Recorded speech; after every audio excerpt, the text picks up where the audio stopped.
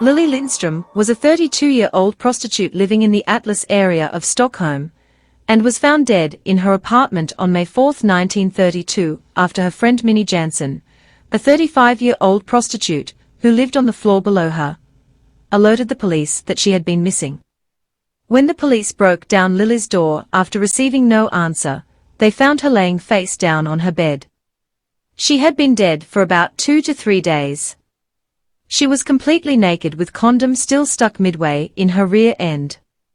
It is likely that the last customer might also be her killer. Lindström had been killed by blunt force trauma to the head, with multiple blows that resulted in her demise.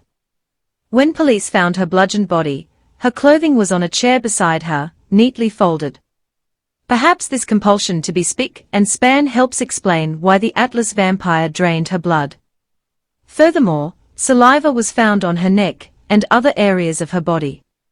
Most disturbingly, Lindström's body was found drained of blood, but there was no evidence as to how it had been drained. She had not been hung upside down, and there was no entry point where a siphon could have sucked the blood from her. As a result, this is considered one of the most notable unsolved Swedish murders till this day.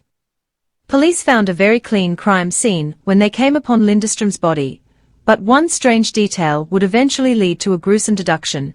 Her body was almost completely drained of blood, and there was no obvious explanation for how this happened.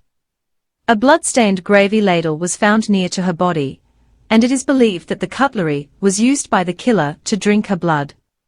Due to this, the unknown killer was labeled the Atlas vampire. Up to 9 suspects were questioned for the murder. Most of them were her clients, but they were all ruled out as the perpetrator. After that, the case went completely cold, with not a single suspect or any other trace of the Atlas vampire ever turning up. The crime scene would be a forensic investigator's field day, as it was laden with the murderer's semen, hair samples, saliva, and other types of highly tangible evidence like the fingerprints on the ladle. But this was a time way before DNA testing was available.